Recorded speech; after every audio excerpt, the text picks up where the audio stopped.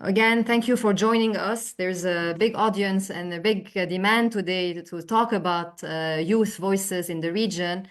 And as we are the Baku event, climate change conference of parties have just started yesterday with a lot of hopes and also a lot of ambitions on climate finance. Are these ambitions serious? What are the next days going to offer to us? This is a discussion that we will be having today. As a start, not enough climate finance is reaching fragile and conflict-affected countries. Despite heightened climate vulnerability, and there is a study that has been published by PAX, the 10 most fragile states received $269 million in climate adaptation financing in 2022, which is less than 1% of total flows. Both the quantity and quality of finance needs to be enhanced. Just over half of all climate finance to fragile countries and countries in climate comes in consociational and non-consociational loans, which further adds a burdening countries already struggling with high levels of debt. Donor risks aversion to perceived high-risk environments experiencing violent conflict or underlying instability is often cited as one of the challenges to climate finance provision, limiting communities' ability to adapt and build resilience to climate shocks and stressors. This is a problem for conflict-affected communities who often live beyond the reach of the government's control or influence. Even if climate finance is available and national governments are able to receive it, it is the certainly marginalized communities that may be excluded from financial opportunities. Today, the UN FCCC discussions this year in Baku at the COP29 will focus on agreeing on a new global climate finance goal with the adoption for a new collective quantified goal on climate finance that has the ambition to replace the commitment for developed countries to a collective goal of mobilizing $100 billion per year between 2020 and 2025 for climate actions in developing countries. As the Arab Reform Initiative, and I'm sure you have seen our statement, we have 5 messages that we want to convey today at the COP29. And actually, we also have a side event happening this Friday. If you are there, please join our colleagues also on Youth Voices. One is to support youth-driven climate action through simplified funding models. We're pushing for accessible, streamlined funding models under the new collective quantified goals specifically designed to empower youth-led climate solutions. 2, we're advocating for a shift to grant-based financing. We're calling for a critical shift from loan-based to grant-based financing, particularly for adaptation efforts in our region. And 3, we promote equity and inclusion in climate finance, specifically in finance that structures and prioritizes youth, women, marginalized groups, and local communities in climate finance decisions. And 4th, we build capacity for sustainable impact in the region and to allocate resources dedicated to capacity building and partnerships, which is critical for supporting long-term climate resilience. And 5, we ensure transparency and accessibility in climate finance. And transparency, as we see in transparent funding and allocation, is vital for building trust and expanding access. So today's webinar, we are joined with 4 wonderful youth advocates from different countries of the region. And we will be focusing on what are the role of youth in confronting climate change in the region. And again, as we have partnered with our colleagues from the Middle East Council on Global Affairs and invited these 4 wonderful youth from the region, we will look at highlight the unique youth perspectives on climate crisis, how regional leaders can do more to involve young stakeholders and more effectively when confronting environmental challenges, as we are seeing now in our region.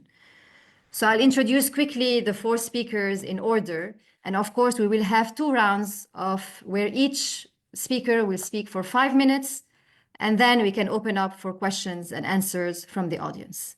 We're joined today with Hissa Al-Nuaimi. She's the Director of Development at Arab Youth Climate Movement in Qatar. She also leads the development initiatives and strategies. Our second speaker is Lilian Haddad. Lilian is the co-founder of Eco Youth in Jordan, where she is dedicated to promoting gender and climate justice in alignment with the UN Sustainable Development Goals. Our third speaker is Omar Sisse. He's a COP28 youth delegate, co-founder of Seed Balls in Mauritania, and he is a conservationist and passionate about environment and management. Aren't we all passionate about environment? I think everyone in this group is. And our last speaker is Umayma Al-Khalil Al-Fan. She's an environmental engineer and a researcher on sustainable development and leader of the Youth for Climate in Morocco. Thank you for being with us, the 4 of you. So we'll start with our first round, and here with Hissa. Can you tell us more? What are the climate finance mechanisms, and what are the promises of this COP in Baku on climate finance compared to the COP28, and also delve more on Qatar's position in this? تفضلي Hissa. Thank you. Thank you, Sareen. Thank you, Shukran. Thank you to the Middle East Council and Arab Reform Initiative for hosting us youth from the MENA region to share our insights on climate action.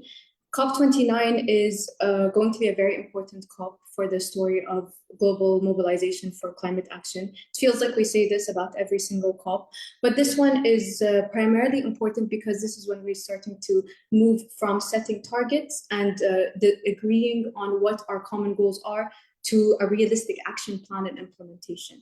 So the focus for this year is going to be on finance, climate finance, to give a bit of perspective to our audience that may not be, very well versed in the climate field. What the new collective quantified goal is, what Sareen has kindly introduced, is an action plan or a framework that the UNFCCC has decided will support developing nations, particularly in getting the necessary funds in order to be able to mitigate and to adapt to climate change. Now, this is extremely important when we think about it in the from a historical perspective.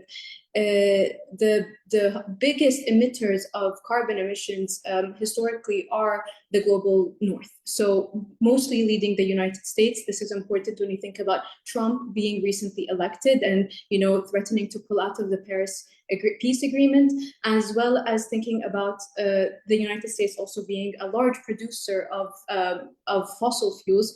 The global north has historically been the largest contributor to carbon emissions, and yet they are also the countries that are pledging the most in this climate fund. Yet in reality, moving from 2022, when this pledge has been made, what has actually materialized, what actual money has gone to these developing nations? Not much of it. Now, rather than getting into the detail of this, I would like to put into perspective what is important to consider in climate finance. And this is what my colleague Neshad, my other co-founder of AYCM in Baku today, is discussing. It's important to consider climate finance as an instrument to support progress and not as another limiting tool, especially when we're talking about the Middle East and North Africa. I mean this in the sense that it cannot be in the form of debts only. We have to ensure that there is grants and there is a flow of money, whether from the public sector or the private sector, that can support real sustainable progress in different industries and sectors. We are talking, when we're discussing the MENA region, we are talking about countries like Lebanon, like Tunisia, like Yemen, where more than 50% of their public funds are going to debt service, more than education, more than health. If you can imagine that, we're talking about fragile states that are spending more on paying back debt rather than on their actual public service funds. This is important to consider. So when we're talking about climate finance, we can't say that this is going to be in the form of debt that will create more distress for countries in the MENA region, but rather in the way of grants and supporting the public and private sector in investing in more climate responsible and climate agile projects. The other thing to consider is that with what is happening in the MENA region, with the ongoing genocide in Palestine, with the ongoing conflicts in Yemen and in Sudan, we cannot think about climate change and climate financing without thinking about accountability and with the role of conflict when it comes to the climate. If conflict was to be considered a country in and of itself, the conflict would be the fifth largest contributor to carbon emissions. So if conflict was a country, it would be the fifth leading country in carbon emissions. In Gaza alone, in January 2024, the UN reported, so January 2024, if we consider that's 10 months ago, of course, this number has increased. The UN has reported that the damage that was done to Gaza's infrastructure is equivalent to $8.9 billion. That is almost 10 times more than the funding that the MENA region as a whole received as climate finance. Thinking about these numbers in perspective, we can't talk about giving support and financial instruments to developing nations to fight climate change when at the same time these nations are getting bombed and infrastructure is getting broken down and these political, social, and economical structures are becoming more fragile. So another big point for us as AYCM and COP this year is discussing the role of conflict with climate, the role of security and peace with climate. The MENA region is a region that suffers from water stress. In the next 5 years, we will lose almost 45 to 50% of our freshwater sources. We as a youth, believe that it's important for not only our people to be aware of the impact of climate change and what that can do to our businesses and our livelihoods, but as well as our governments understanding the real threat it will have on our economies and our societies. For that to take place, we want to play a bigger role in climate finance discussions. We believe that, as I said, we should be moving, and as Sareen also said, Arab Reform Initiative's goal is to move away from grants, from debt to more grant-based finance support. We want more dialogue to take place across different sectors. We believe that the youth, who represent 65% of the MENA population, have a big role to play in terms of what policies can be sustainable in targeting climate change. And at the same time, we believe that despite how dystopic and maybe negative everything seems right now, we must maintain hope and we must believe that as a youth, as organizations, as a network working and living in the MENA region, we have to take care of ourselves, our mental states, and ensure that our hope continues so that we are able to attend these conferences, run our own forums, create our own networks in order to make sure that our voice continues on, that our policy recommendations are taken on board, and that our governments can have an opportunity to also listen to us and learn from our insights. In terms of Qatar's position in COP, Qatar, of course, maintains the Paris Agreement. We are a signatory of it. Qatar has pledged millions and millions of dollars in terms of climate finance. This makes us very proud, and we feel as AYCM that this is a positive, we live in a positive environment when it comes to climate change acknowledgement and the feeling of that it is an actual threat that we need to address. However, as with all other countries, the role of implementation, we need to look at what are our actual goals. So Qatar's National Development Climate Change Plan, for example, is a great first step in terms of setting targets for what different industries need to do in order to target climate change. But we believe that more needs to be done. We need to, I think, work with more companies and more governmental entities to get more yearly data. There needs to be more transparency on what the progress has been thus far. But I think that is the case in all countries. And this is one of the other topics that will be discussed in the UN, the transparency report and how our countries reporting on progress. In terms of the fossil fuel phase out, of course, we are a country that depends on oil and gas.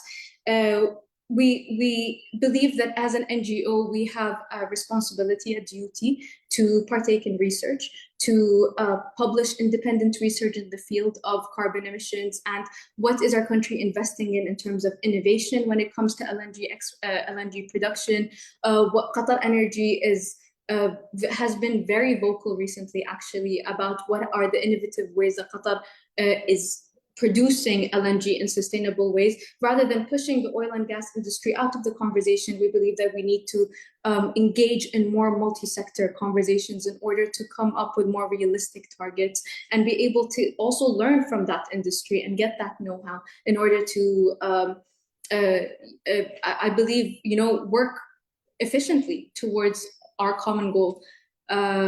Just to close off my segment of this panel, I think it's important to maintain our positivity, understand that we are now in a place where we are getting more realistic. There are less world leaders attending the COP than ever before. It's disheartening, but I think as organizations and youth, we shouldn't let that hold us back. We should, in fact, feel that maybe the baton is moving on to us, and we should invest more in research, getting more data, accurate, transparent data, and use that to create evidence-based policy recommendations that we can give away to either the United Nations, to other organizations, to governments, or to the private sector.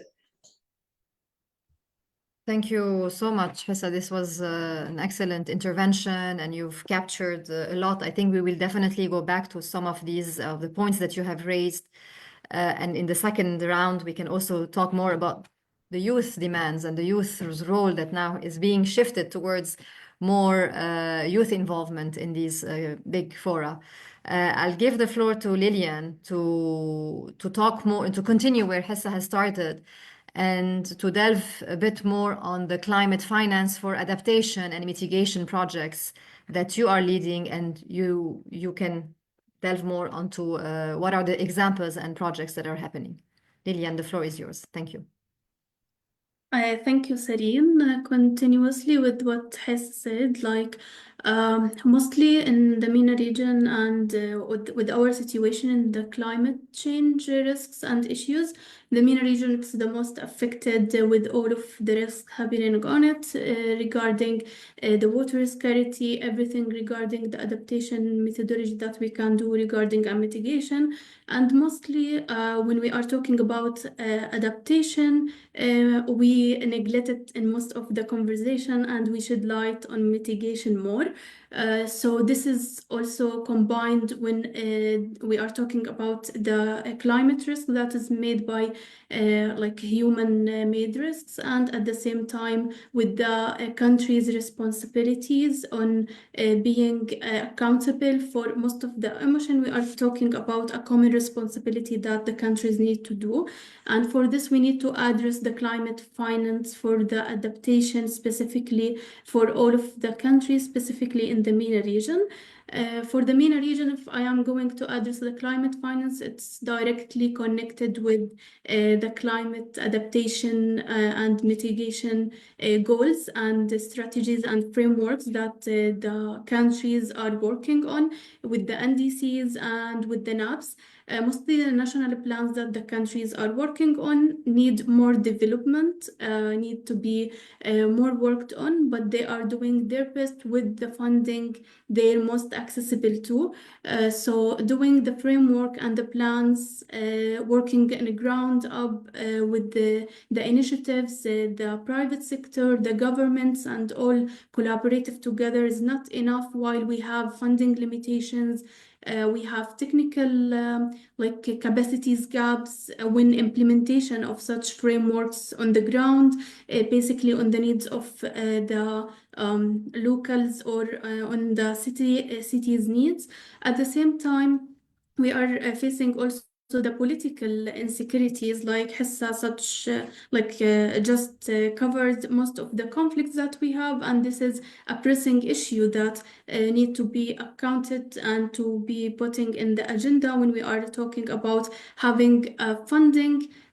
When aslan we have under pressure work, under funding and under capabilities together, so it can be happening in the best. One of the goals you just mentioned, one of in the COP 29, to have the $100 billion funding, and till now the cash flow and the official it didn't exceed the 1% of what the countries really have. And this is need to be addressed more to have more ability to attract much funders to the region to take chance to have more like working a necessity of the financial resources that can make a major change and major like contributor to the work of the adaptation specifically.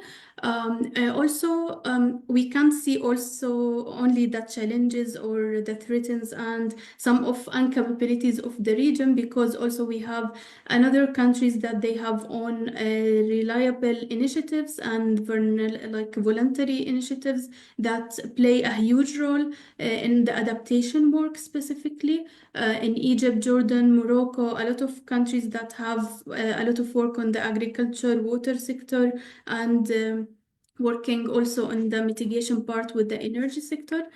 So this is also can be shed light also as an opportunity to work more on it. If we also gonna shed on the MENA region specifically with the adaptation and mitigation, the last two COPs were in MENA, so this has made somehow an urgency and more understanding for the region how it's necessary to have action towards working into the adaptation and mitigation work across the region.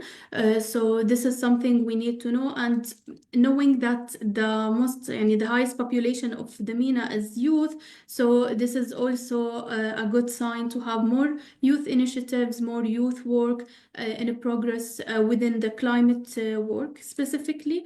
And if we are going to talk more on the conflicts and how the least developed countries like they have political instability, it's actually they continue to struggle.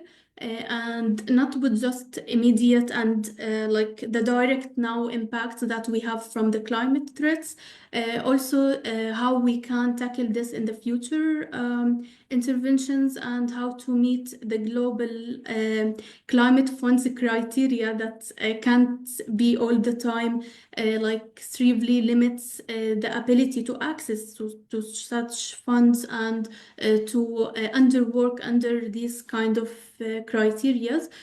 So having the recipient of these funds and how to manage it across the country is something also need to be addressed. Actually, most of the countries, like as example, Jordan, we are in winter now and we are facing a very dry winter. This is like part of the adaptation method that we need to have.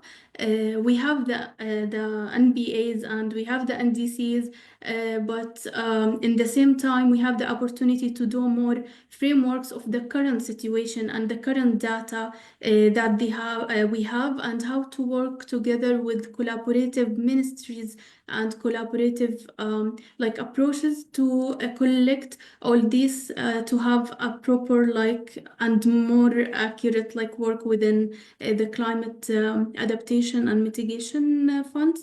Um, so mostly all of these impacts of the climate change can be like a collective work by having also the common sense from the other working like parties alongside. Hopefully in this COP it's a COP of peace, so I don't know if it will be peace washing more or it will be having more best result than the other COPs. So hopefully it can be also directed to the climate finance for the most conflict countries in the region, because mostly and most of the MENA region countries, it's underfunding with the financial index, and this is need to be addressed. It's one of the priorities. Even the countries are under conflict, it need to be addressed and to see how it can be done in direct and indirect way within collaborative like measures kind of. Thank you.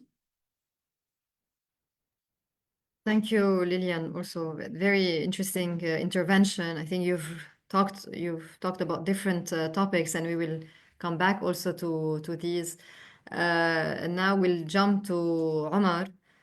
Here, Omar, you can delve more in terms of reparation. We're talking a lot about loss and damage, reparation within the frameworks of the COP. Perhaps you can give us a bit of perspectives on Mauritania, which is a fragile country, and also Mauritania's position vis-à-vis the Africa bloc. Omar, please go ahead. Okay, thank you so much for the opportunity actually to speak on this crucial topic. Actually, we know like the issue of climate reparation actually has gained a significant momentum for this year conference, because we know also this conference name is actually, the name of this conference is actually Finance the COP. Yeah, that's actually the agenda of this COP. So from a Mauritanian perspective, like an African standpoint perspective, like reparation are not like namely like about financial compensation. So they're actually about climate justice. So many African countries, like despite like contributing like a minimal of global emission, are actually affected by climate change, but like especially in Mauritania experience, we are actually facing like desertification, which is threatening our agricultural land, and also especially coastal erosion, which is actually affecting our coastal fishing communities and coastal communities. And there's actually a frequent and intense drought, which is currently rising in especially in the northern Mauritania. So this kind of challenges we are facing actually are really limiting our resources and also hindering our also development effort. So, however, like the reparation debate actually face a lot of obstacle, because there is actually a bit of resistance from developed nation, many of which actually are reluctant like to accept the liability of the historical emission they've been actually having, which is actually affecting most of actually low income countries. And we also face actually the right now, the only challenge we are facing is actually how we can quantify our damages, because and how actually we can kind of create that kind of mechanism to quantify that damage and also get that climate reparation. So to move actually this reparation forward, I think we need actually really to propose like something like kind of a fund and loss and damage, which is actually separate from adaptation and also mitigation finance, because we also actually need to kind of create a clear framework where we will be assessing and quantifying like the related damages we really get, because from the developing countries, and also kind of create a legal mechanism that will ensure like that accountability, and they will be also there. And what is happening for this COP29, especially COP29 negotiator must also actually like there is a clear time frame for the provision of fund to lower income countries. Money should not be given actually as a form of a grant, no, money should be given as a form of grant, not like a loan, because right now most of actually, especially in Mauritania, we have like existing debt. So we cannot actually get those type of as a loan. We have to get it as a grant, because it will worsen our economy. And there is a lot of we also need to really understand how this money have to be used, because there is actually some sub goals. We really need to know how the money actually where should go, like from the affected communities, especially vulnerable communities. And right now, I think most of movement, they are really calling for 1 trillion annual like USD to be funded for those communities who are affected, like countries. And I think also it's very important to really understand the recovering process of those countries. And also one of the, if I remember, from the last week, I was attending a meeting. One of actually the Azerbaijan presidency, they have been really wanted to make this COP to be adaptation COP, where actually many it will be a priority talk from this negotiations. And in conclusion, like for the reparation for debate actually is very crucial, especially in Mauritania, because Mauritania right now we are actually facing a lot of debt from especially European Union and all those things. So we really need to get those type of those type of grant, not as a grant, but not as a loan. And there is a reparation right now, especially most of northern Mauritania. Affected community are really facing big issues in terms of like climate recovery, because their land are degraded. And that's why especially I'm working on that seed ball Mauritania, where we are actually restoring land and working with vulnerable communities. Yeah. Thank you. Thank you, Omar. This was also very good.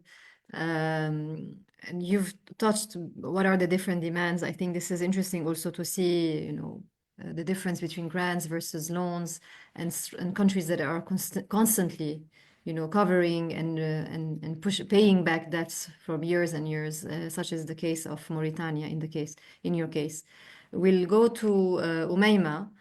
And here we'll delve more on the loss and damage debate, and perhaps you can give us also examples around Morocco's perspective and positions around the issue of loss and damage, and also within the bigger bloc, African bloc. Umayma, go ahead. Thanks, thank you, Tayin. Thanks for having me today, and I'm very glad to be part of this discussion. To follow up on what has already been said, I will raise the concept of loss and damage. It has become a key element of climate justice today, addressing to the irreversible impact of climate change that adaptation alone cannot resolve and elevate this problem. Since its introduction in COP90 with the Warsaw Mechanism, and more recently with the establishment of the loss and damage fund at COP27, there is some progress has been made, but it's still not enough of the urgency we face today. There is some recent data shows that Africa is responsible than less than 4% of global emissions, but is bearing massive economic losses, estimate approximately around $17 billion annually due to the more intense droughts, floods, and heat waves driven by impacts of climate change. For this reason, without a robust measure, the cause of loss and damage, it will be could reach to 100 billion per year by 2030. There is like many development countries like Morocco is particularly vulnerable with record droughts, have reduced the agricultural production by 32% in 2022, and the water resources have declined by approximately 70% over the past 3 decades. The climate shock directly impacts the millions of lives, of livelihoods, food security, water access. There, however, significant challenges remain in implementing the principle of loss and damage. This fund, despite its establishment last year, but it's still underfunded, sadly. Moreover, the accessing this fund is blocked by complex bureaucratic process and the lack of transparency. That's why this establishment of this fund, it's still blocked just now. And for the Moroccan perspective today, Morocco therefore advocates for equitable distribution and simplified procedure to ensure that funds reach the most affected communities directly. The fund must be conceived for quick, clear, transparent, and direct access, recognizing that every amount of delay cost lives and livelihoods. And the national and African levels, Morocco is making several initiative plans, strategy, like a national strategy for sustainable development, national plan for water, and etc. And by fostering African regional cooperation, that today, as we gather at COP 29, I think that Morocco and Africa's position it's more clear. They demand immediate and tangible actions to what the vulnerable countries can not only adapt but also be compensated for the irreversible loss they are already enduring. Sadly, today, the climate emergency will not wait, and it's imperative to act now to secure a sustainable future, a viable future for Africa, for Morocco, and the most exposed communities across our continent. And as Hessa says, today we need to move from debt tools to financial aid to help this country to adapt and to elevate this climate change impact.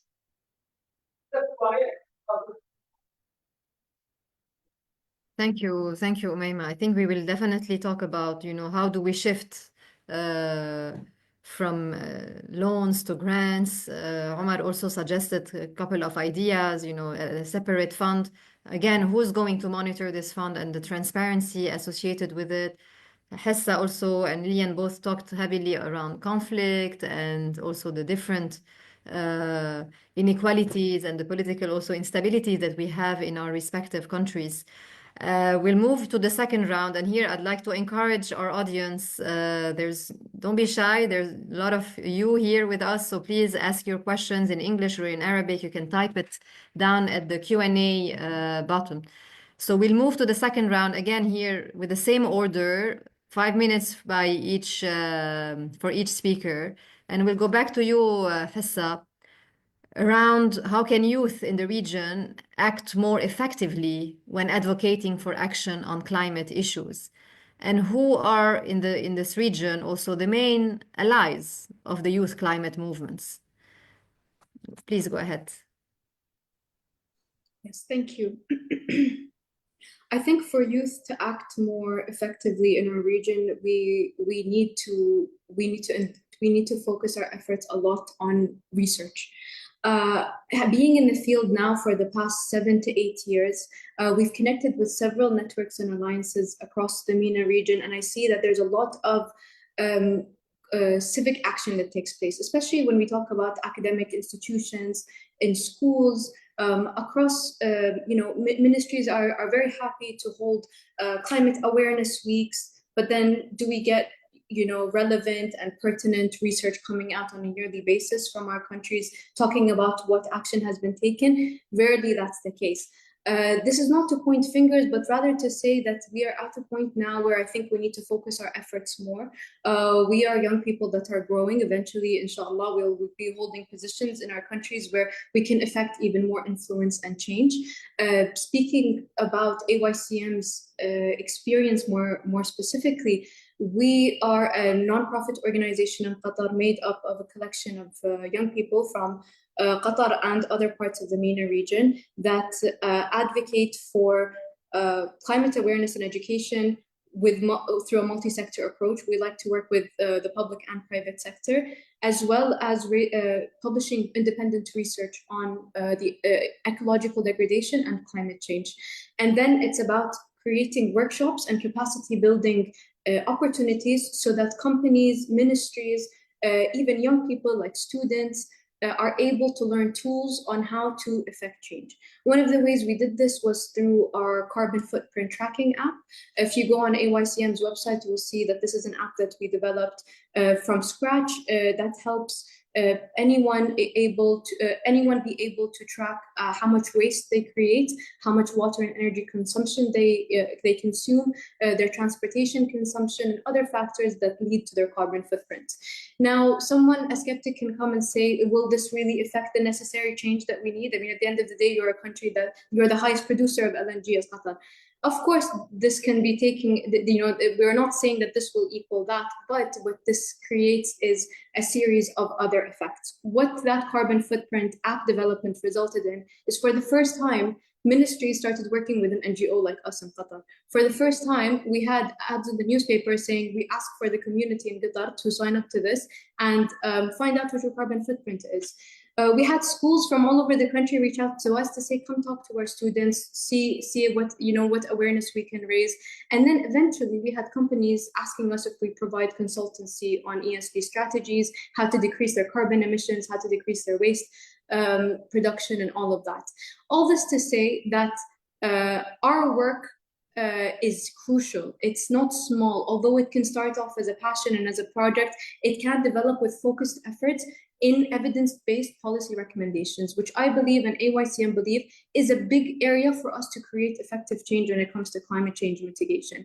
We have a lack of data, lack of local data that is relevant to us. For example, I know based off of my conversations with my family and my older people in my family that the weather patterns are not the same as they used to be. I know that it used to rain sooner. I know that it used to rain more. Do I have data to prove this? Do I have data over the past decades to prove this? No. Can I create a policy around this that is extremely accurate and that can be tracked and so on and so forth?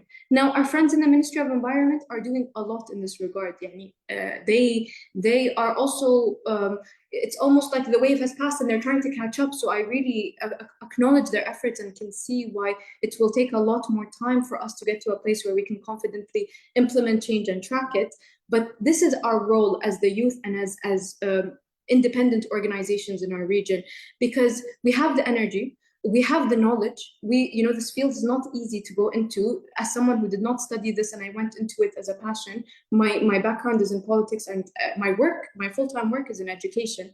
But going into it, I realized there's a lot to learn, but there's so much that can be done. And so it's about focusing those efforts into capacity building, gathering data that is relevant to our context, whether it is our country or it is our region, sharing that information to our local communities and to our region, and then get something out of it. What is the outcome? Either policy recommendations, initiatives, reports. I invite you to look at some of the reports that we published as AYCM. We looked at the carbon emissions in Qatar over the past 50 years. This was an independent research that we took upon ourselves.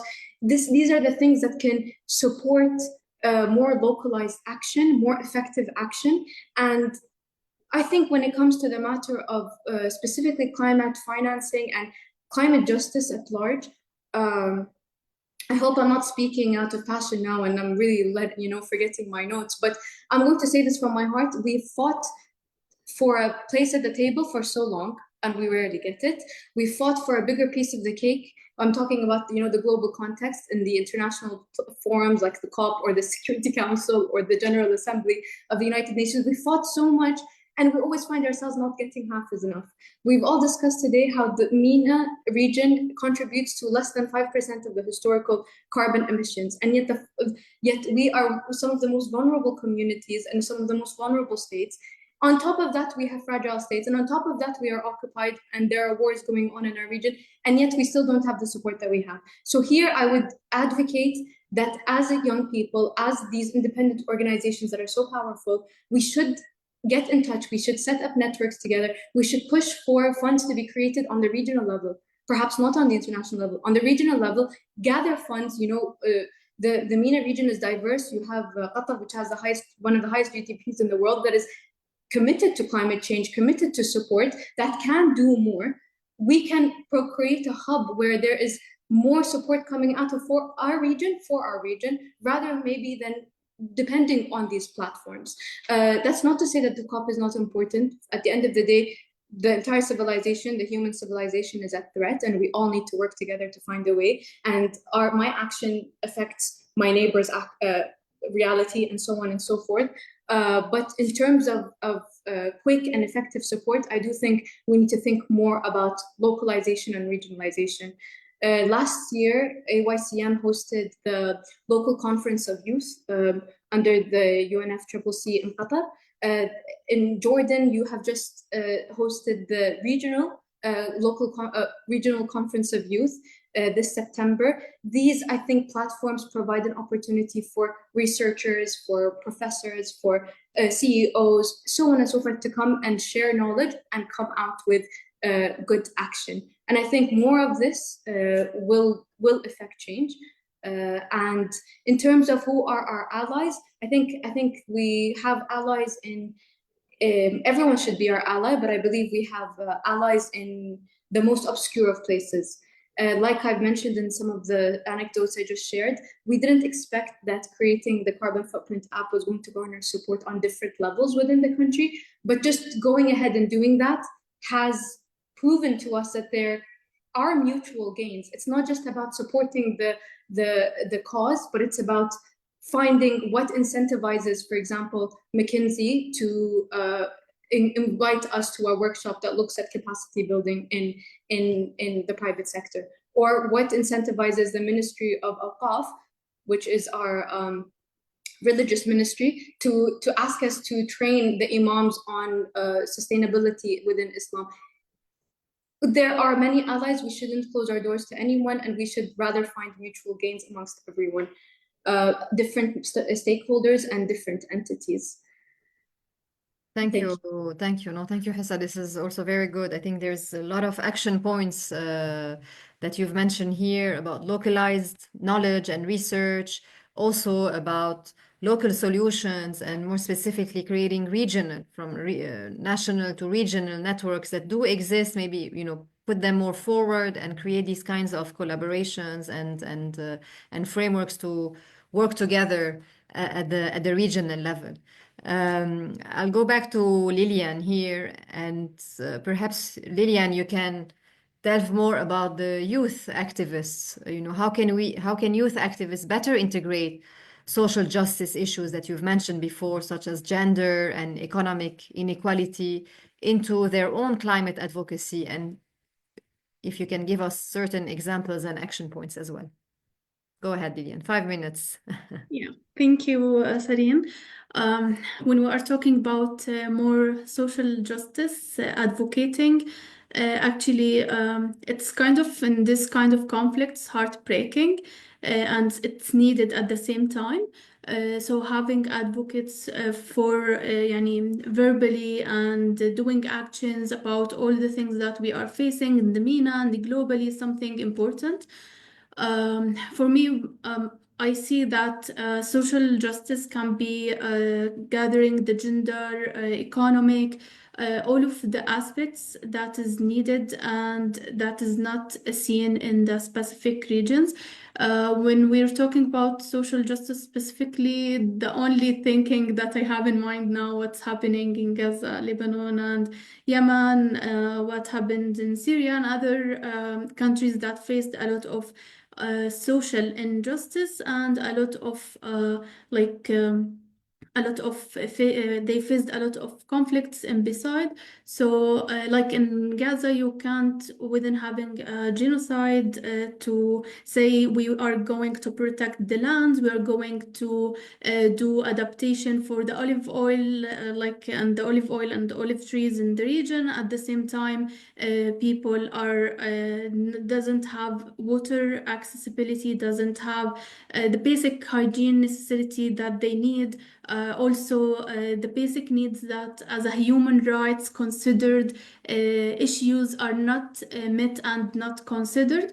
So this is part of the main things that need to be seen and putting into consideration in all of the discussions, and taking accountability from all the countries about what's happening, and take the consideration also of the international law, how to consider these all of the conflicts that are happening. It's affecting all of the global emissions that is relying on the COP concept and what else that we are doing as an advocate.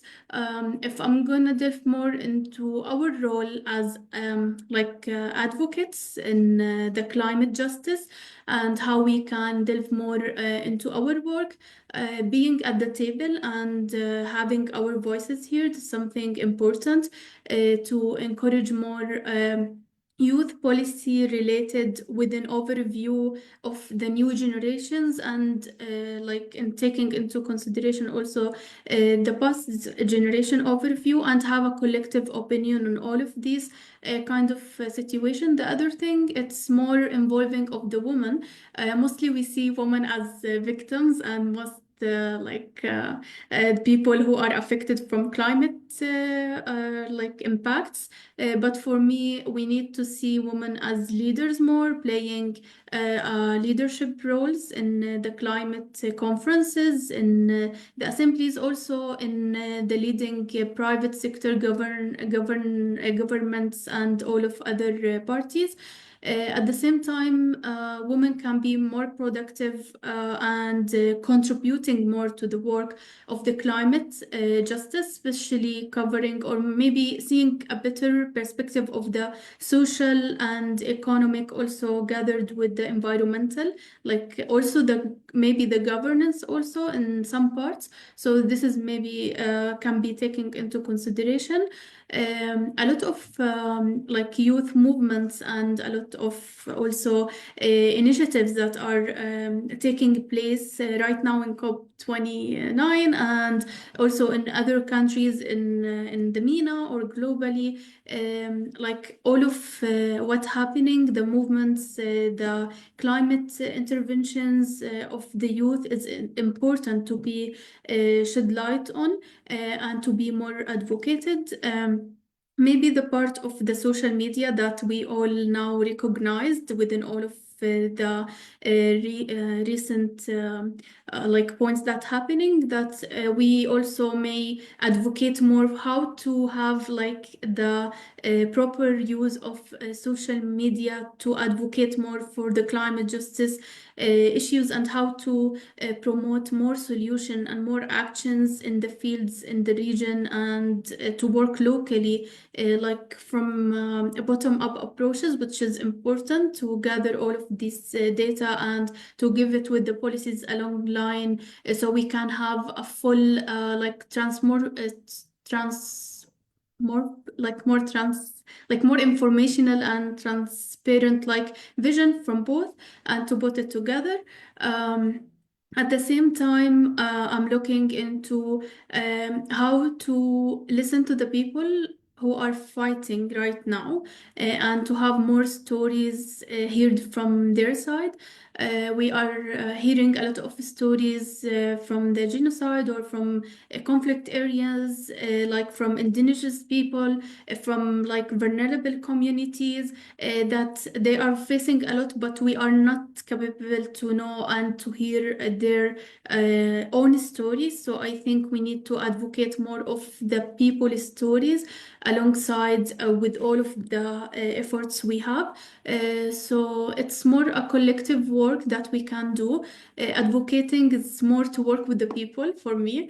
Part of our work with the eco youth, like we like all the time to go to talk with the people and to have their perspective and how we can work together into delve into more projects, initiatives that can support in these kind of issues and how to raise awareness about it and educate about it. Mostly, if I'm gonna talk about more of يعني there's a lot of actually of success stories that we can see in MENA. Like Hessa just said about their work on the coalition, and I know there is a lot of coalitions, networks, a lot of initiatives, projects that are working into these kind of projects. What I think is like accessibility more because مثلا as example in Jordan we work as mostly in agriculture sector. There is a lot of women leaders of farmers for a lot of coalitions that can produce more mechanism and work into the climate. It's not only taking chance to only do a climate work, also it's delve into creating more jobs opportunities and have more aligned with all of the collaborative work.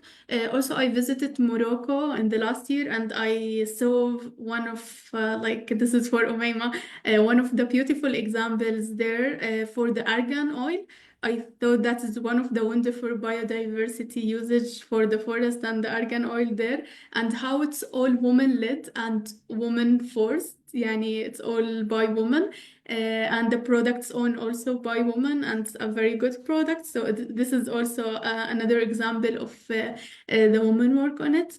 Um, and for this, I think that being an advocate or to talk about at least to set a table and to be engaged with what you are facing now and how to work with it with the other parties, it's important. So I hope يعني somehow reach the full climate justice and to carry on all the injustices in the world and having the peace we want to. Thank you.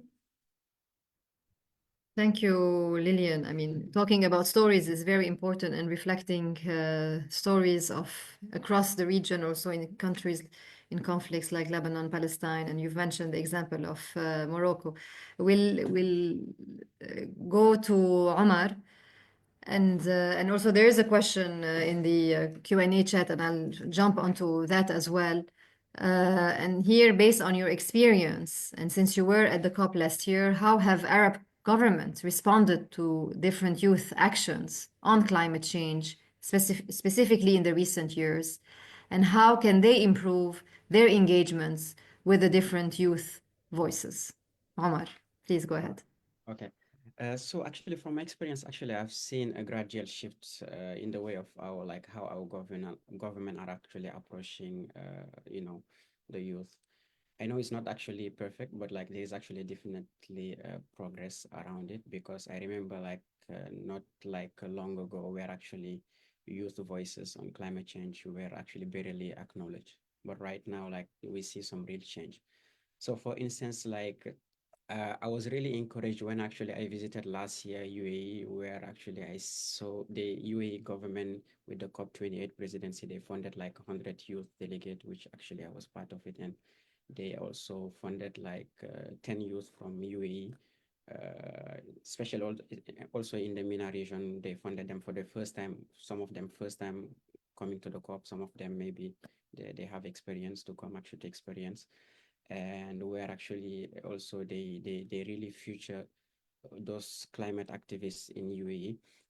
And it's not actually only about like recognition. It's also about like some concrete collaboration we've been seeing, because also as you can see, Hessa, she has actually with the Minister of Environment, they are working with them as a youth-led organization. It's actually a huge winning because most of young people right now they are getting seat. It's not it can be just an edge of a seat, but like it's a seat. So yeah, but here is the things like we need to know actually there has been some positive step, but we need to be honest also about like where we actually as a youth where we still fall short, because many of our government are still kind of hesitant to actually fully embrace like youth voices, but in actually climate policy, especially when you can see some countries, people want to come and be a part of the negotiation as they maybe they went for some training about capacity building, climate negotiation skill and everything, but like they went to be part of the negotiator from the country, but they still kind of have that kind of, the government is difficult to embrace them because how they can improve it. But I believe something.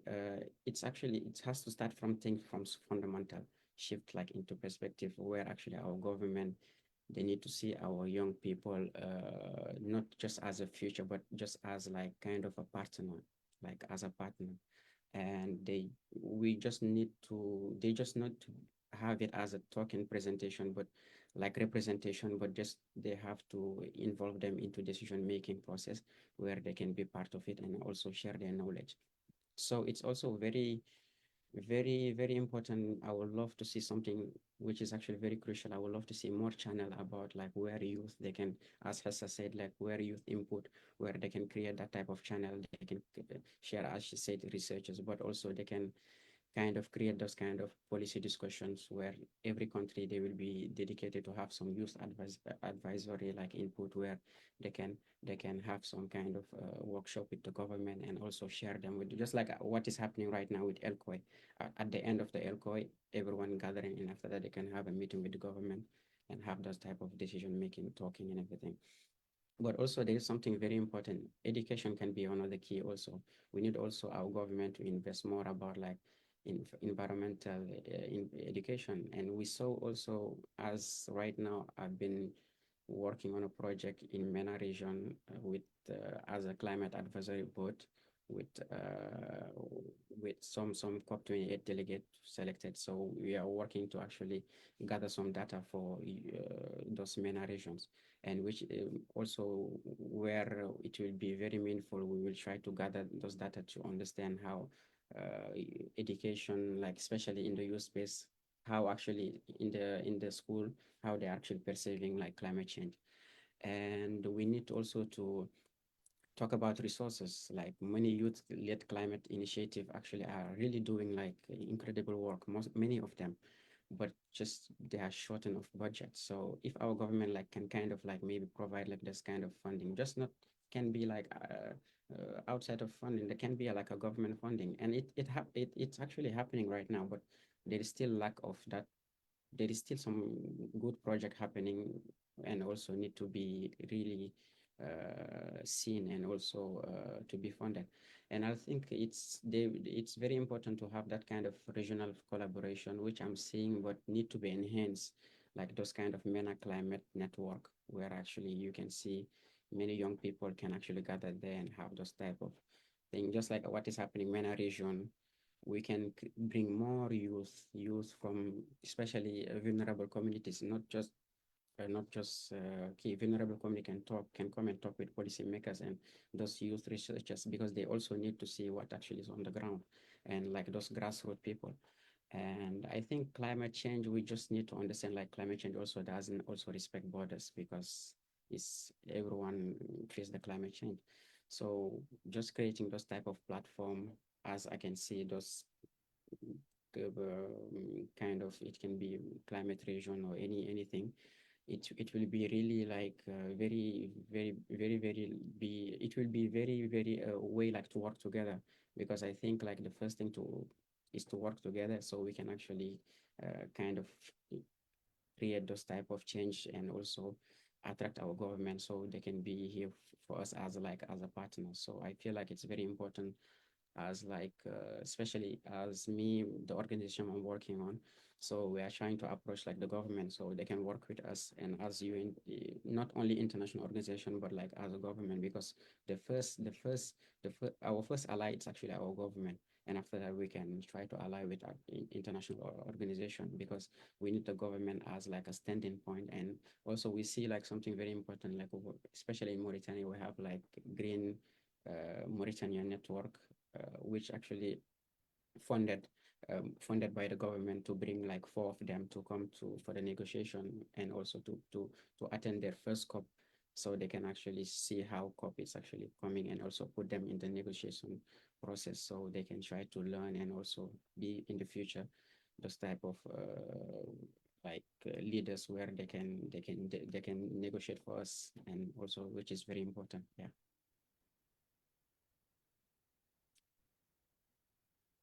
Thank you, Omar. We'll jump to Umayma. I think this is the question of who are our allies, and what are the local experiences that we are also witnessing, and how can we create regional networks. I think this has been discussed several by everyone in this group.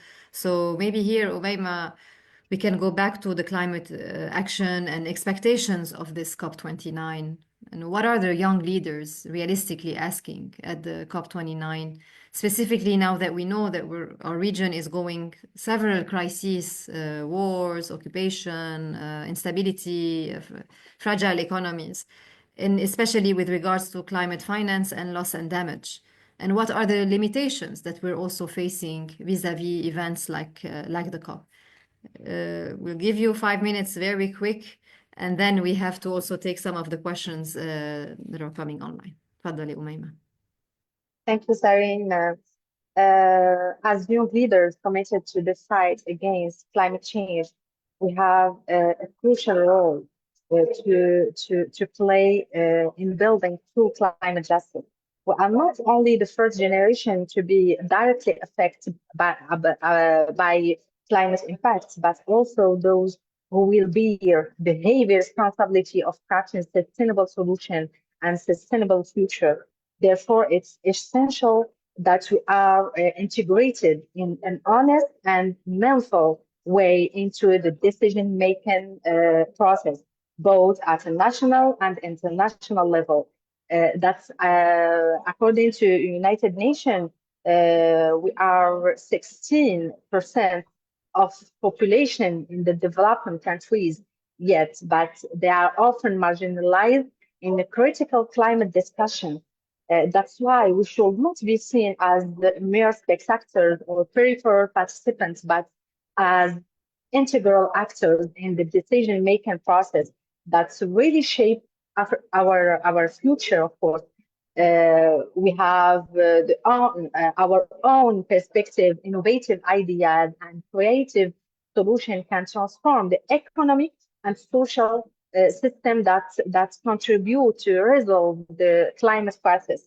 However, for our role to be truly effective, it's really necessary that we are integrated into the all the process of decision making. It's in a real way and in manifold way. There is a lot of previous COPs have shown progress but also shortcomings. Therefore, we call for transparency and accessible financial mechanisms that allow young people to actively participate in the management and the implementation of the climate solution.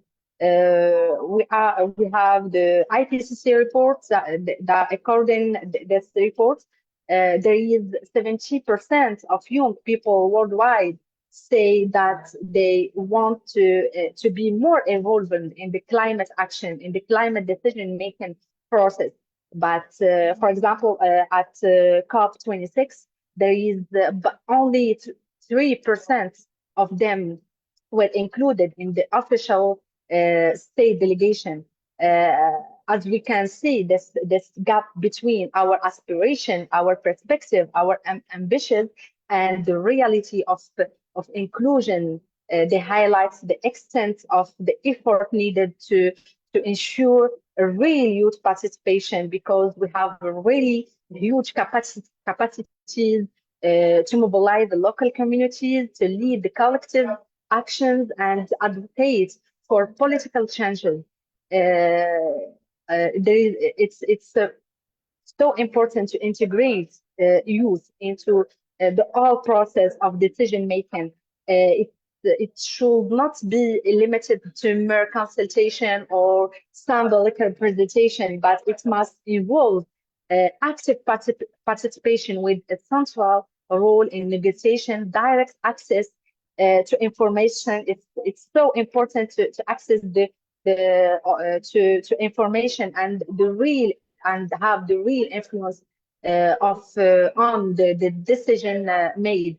Today, I think at COP29, we should be it should be a turning point where young people from all regions, especially the most vulnerable, can not only be present but also have a real influence on global climate commitments.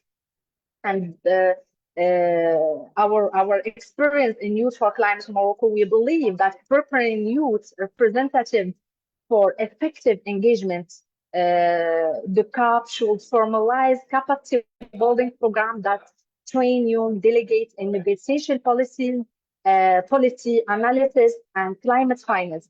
This program could be organized, of course, in partnership with the educational institute and the NGOs in the run-up of the climate of the COP.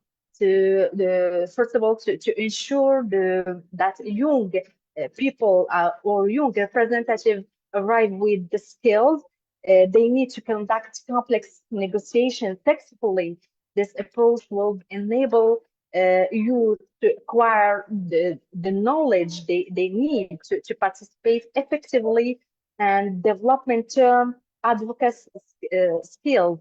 And last but not least, without sensitive and effective inclusion and participation of youth, true climate justice can never be fully achieved and can never be fully elevated.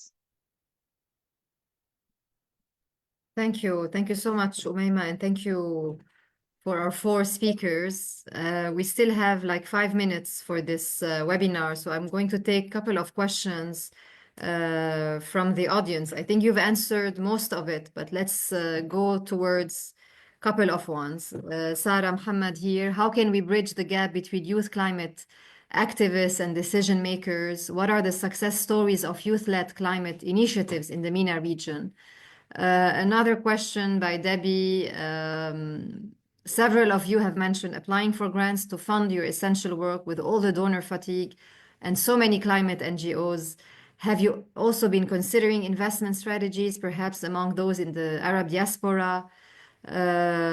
So this is two questions, maybe also another one that we can take, and here each one can respond for 1 minute. With everything that we have going on politically in the Middle East, I think many people struggle to prioritize the environment when there's so many lives or life or death problems unfolding all the time. For decades, it's been difficult to think about moving forward or forward planning in the future when so many of our people and countries have been struggling. So how do we get people to see the environment as important in this kind of world? These are the three to four questions that I'm taking, and maybe here each one with the same order, 1 minute, and then we can see if we can take other questions. Hessa, please go ahead. I'm sorry, Serene, but I made the mistake of trying to read the question while you're going through it, and I ended up not listening to it that well. So if someone would like to answer so that I can catch up on what the question is, it would be good. Maybe we go Lillian, and then Omar, and then Umayma, and then we finish with you. Lillian. The question is more about more successful initiatives in the region and how we can work more in the same like climate action work. This is exactly, Sareen, just to make sure. Okay. Yes. Actually, there is a lot of examples of like in the region, especially in the MENA, of working networks, movements, coalitions that are working on the climate. Yani I can share some of the names, but I don't want to forget others. So, yani I can, Sareen, if you can share the name of the participant, I can share a lot of examples like along. But for sure, there's a lot of new what I have seen if in the past from the past COP that happened 27 in Egypt till now, a lot of new initiatives and projects from youth-led initiatives and projects has been born and start working on the climate issues, environmental issues, and other related issues to the climate, environment, and agriculture, which is impressive, and we need to shed a light on it because if this is speaking up, it's about how people are more aware of the problems now and they are keen to take an action to solve it. So this is an important part that we need to cover.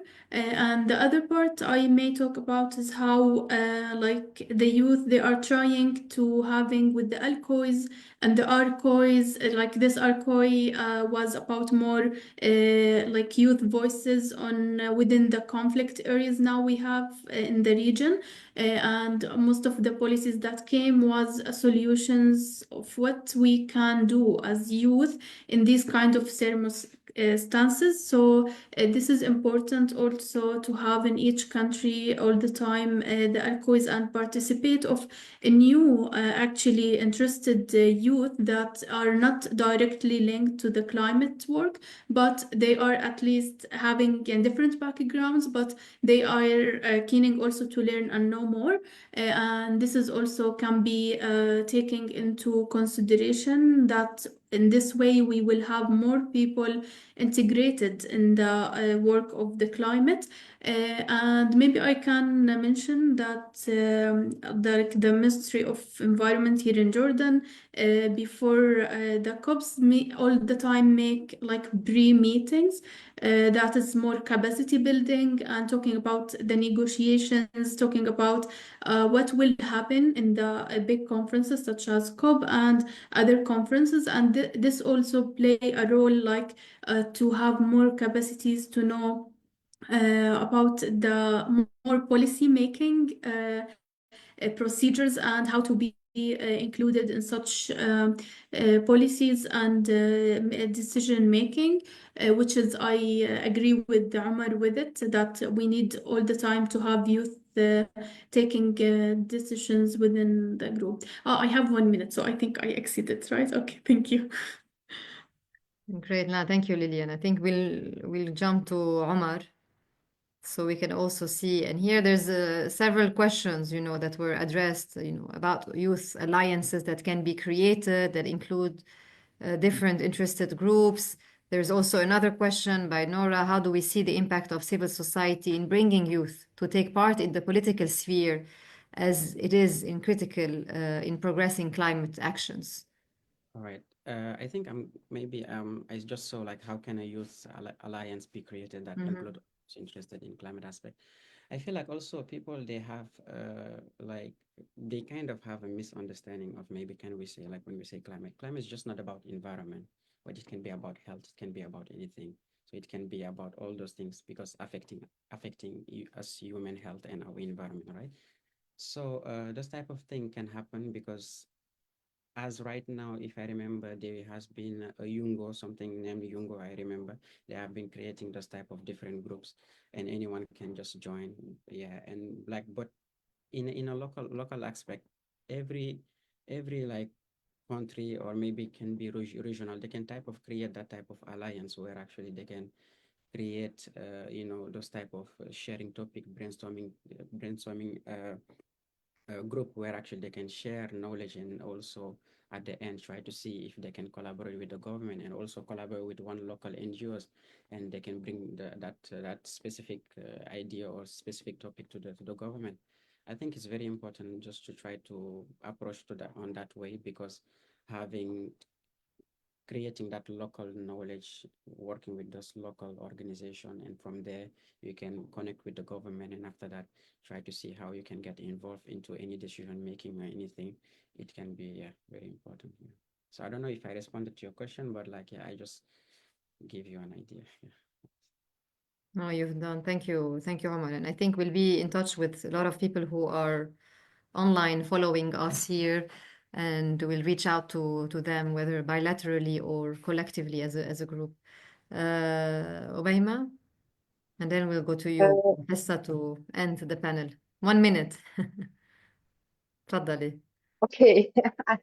I want to highlight several successful environmental initiatives in the MENA region, such as the the UA green building efforts, the Jordan solar energy project, Tunisia waste reduction companies, and Morocco to focus on clean energy and sustainable agriculture. That show that engaging local communities is the key to fostering environmental activity.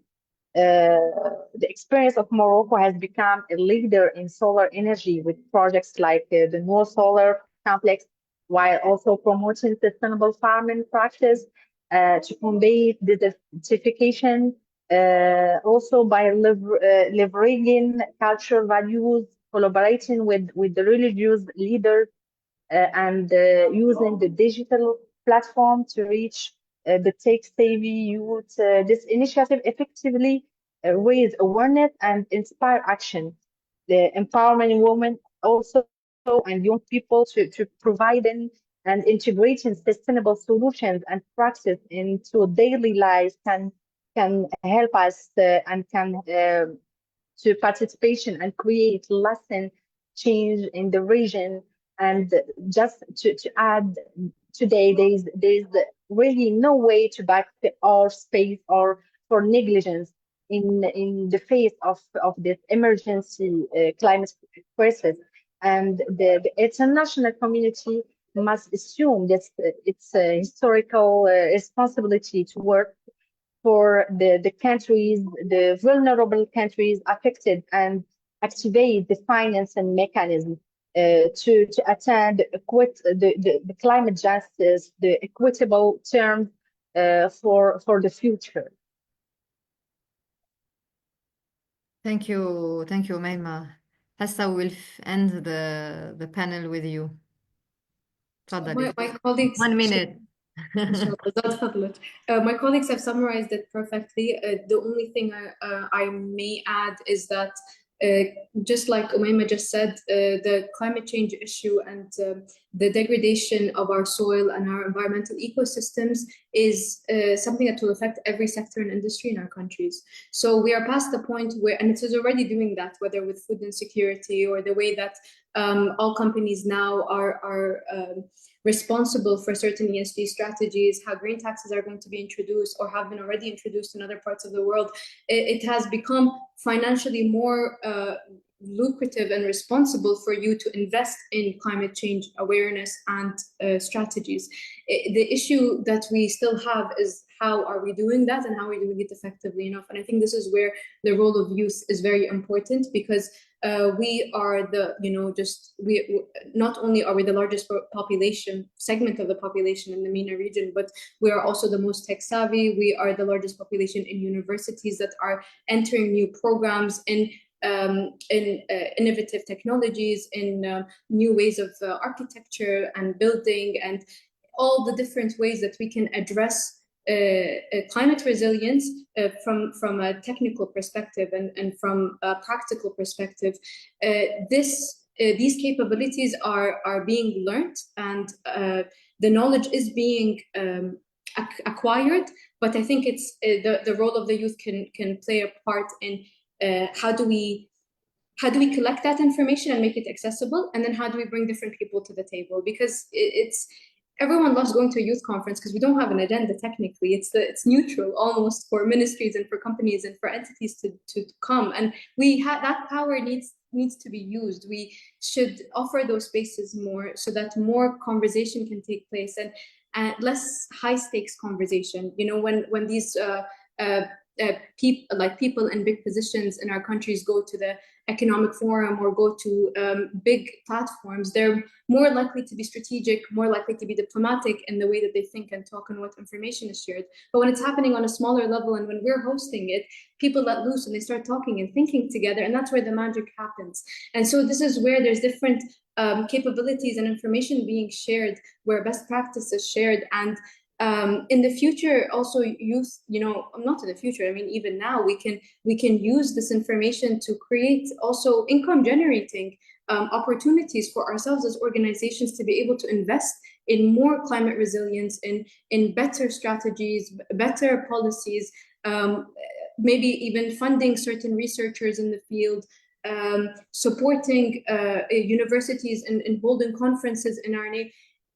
We have the most guidance on this topic. Like I've said in the beginning, we are well versed in it. It's not an easy topic to come into. A lot of the older generation have a lot of catching up to do in terms of learning what it takes to create effective change and adaptation when it comes to climate change. We should use the information that we have to share that, to transfer that knowledge and effect positive change. So, and just to quickly answer the question about, someone asked, I think it was Noura, about in a region where there's so much conflict and how can we care about a topic like this? I agree with you. It's been actually difficult, even on a personal level, for me to maintain my work with AYCM, seeing everything that's happening in the world. And I'm sure my colleagues might share my sentiment here that it can be very disheartening when you feel like the global system is working against you, and you might put so much effort and investment in whatever. You know what I mean. To that, I would say we need to acknowledge that climate change is another threat. It's something that will hurt us even more. It will affect our structures even more. And so we should be doing what we can to alleviate that pressure, to alleviate that stress on our communities that are already under stress for several other reasons. Climate change will be another one. It will just be about how we mitigate that and how we can adapt in time for us to be able to avoid catastrophes. Thank you so much, Hassa. Again, I'd like to thank our four panelists, Hassa, Lilian, Omar, and Umayma, for the wonderful interventions. I think this has been, and everyone, and all the audience also, that has been very active. We even have an investor online, so please feel free to reach out to her, Debbie. She is willing to offer her services. So this is the type of platform and fora that we at the Arab Reform Initiative and with partners at the Middle East Council that we would like to sustain and continue to put together young voices and to talk about climate activism, solutions, policy solutions, but also what are the different policy spheres in a region that is continuously going through injustices, political turmoil, occupation, and wars. Again, thank you so much on behalf of the two institutions. I'd like also to thank our colleagues at the Middle East Council. And please tune in on Friday, 9:30 Baku time at the UFM pavilion. We have also a discussion with young activists and advocates who are in Baku at the moment and to talk about climate finance and possible ways forward. Thank you so much. يعطيكم العافية والصحة and hope to see you all very soon in person. Thank you. Goodbye.